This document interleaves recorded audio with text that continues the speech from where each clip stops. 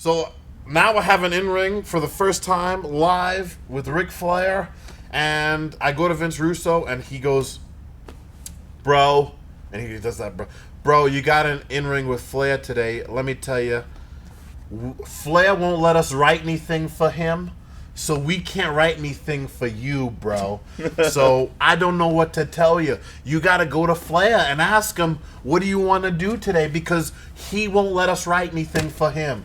So I said, oh, great. So I remember going to Flair, and Russo wants me to get with you about our pre-tape. About our in-ring. What do you want to do?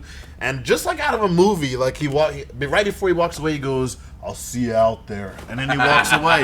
I said, this guy is like a living movie. Like you get like CSI, that Miami, that guy who puts on those glasses. Yeah. He's like that. He hits some cool one-liner, and then he walks out the door. He's gone. You gotta leave with that. And I was terrified. I was terrified. And I remember Pat Kenny, Simon Diamond, right before it was time for me to go out, he goes, listen, all you have to do is pretend to be Flair. He's going to come out. Then you guys talk about you. Just feed off of him. He goes, you do this in the locker room all the time. You just got to trust yourself that you can. This is easy. And I remember Simon Diamond was the only one who gave me this. I was about to shit myself. Yeah. He was the only one to like calm me down right before I was about to go through the curtain. I don't know.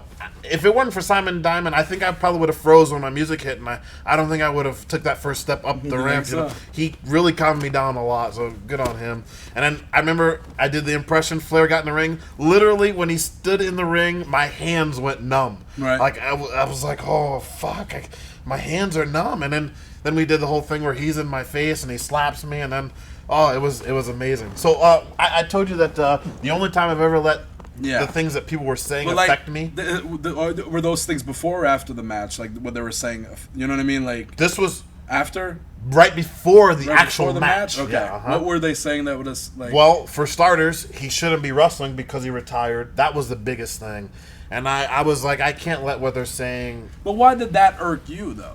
Because they were saying that about him. Because before the match even started, they were shitting all over it. I see what you mean. Yeah. You guys were he shouldn't be in there wrestling.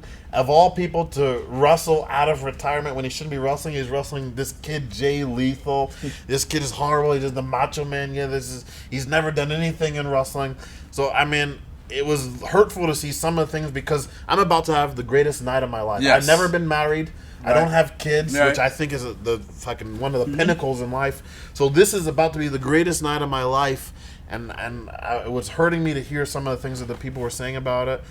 And I remember sitting in the locker room with Sanjay before it, and he goes, Triple H and Shawn Michaels are going to be watching this, right? And that terrified me even more because he's like, they're his friends. Obviously, he retired there. They're Shawn Michaels retired him, and Flair's coming back in retirement to wrestle Jay Lethal. They're going to be watching this, and it made me even more nervous. Oh, I was like, why did you say that, man? Oh, it was But the match, I saw the match, and I thought it was great. It was the greatest night of my life. Even if the match was shit, But it wasn't. It was the greatest night of my life. It could have been shit. Let's be honest. Ric Flair is not a spring chicken anymore. But fuck, it was not shit. I thought it was tremendous. I thought he was amazing. I remember we got in the back.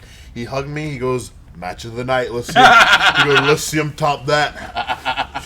And then we'd be on house shows, and like I'd be getting dressed, tying my shoe, and I hear a distant voice, Lethal! Where you at, you son of a bitch? Like, just cursing my name for no reason. And I know exactly what he wants. And that means he brought somebody to the show and he wants me to do the impression for them. Then somebody would stick their head in the locker room. Flair wants you. Oh, I can hear him. Eventually, I'd get to him and he'd go, give it to him. Yeah. So I'd do the impression for them. And not even thank me, he'd give it to him. So when I'm done, he'd grab whoever he was with. And as he was walking away, I'd hear him go, kid does me better than I do it myself.